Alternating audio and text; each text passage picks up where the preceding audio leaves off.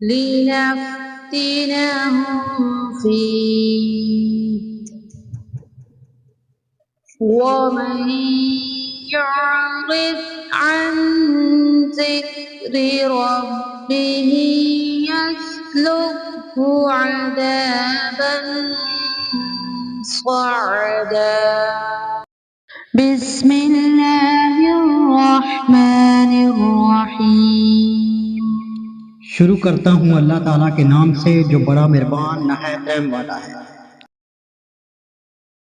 وَأَمَّا الْقَاسِطُونَ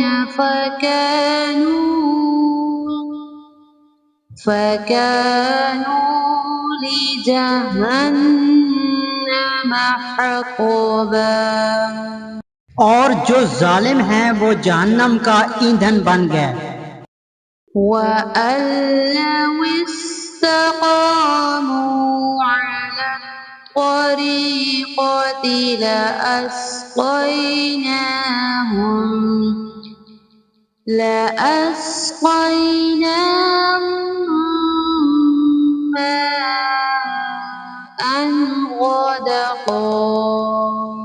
اور اے نبی یہ بھی کہہ دو کہ اگر لوگ راہ راست پر سیدھے رہتے تو یقیناً ہم انہیں بہت وافر پانی پلاتے۔ لِنَفْتِنَهُمْ فِيهِ وَمَن يُعْرِضْ عَن ذِكْرِ رَبِّهِ يَسْلُكْهُ عَذَابًا صَعَدًا۔ تاکہ ہم اس میں انہیں آزما لیں، اور جو شخص اپنے پروردگار کے ذکر سے منہ پھیر لے گا تو اللہ تعالیٰ اسے سخت عذاب میں مبتلا کر دے گا۔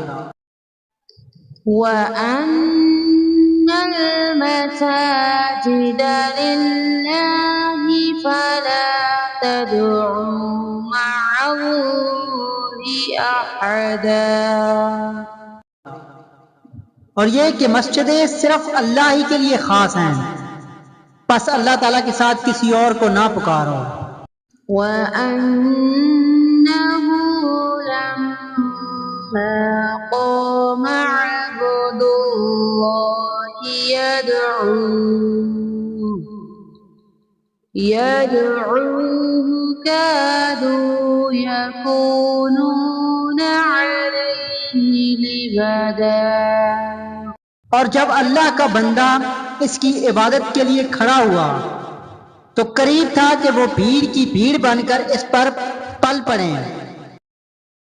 قُلْ إِنَّمَا أَدْعُو رَبِّي وَلَا أُشْرِكُ بِهِ أَحَدًا۔ آپ کہہ دیجئے کہ میں تو صرف اپنے رب ہی کو پکارتا ہوں اور اس کے ساتھ کسی کو شریک نہیں کرتا۔ قُلْ إِنِّي لَا أَمْلِكُ لَكُمْ ضَرًّا وَلَا رَشَدًا۔ کہہ دیجئے کہ مجھے تمہارے کسی نفع نقصان کا اختیار نہیں۔ صدق اللہ العظیم۔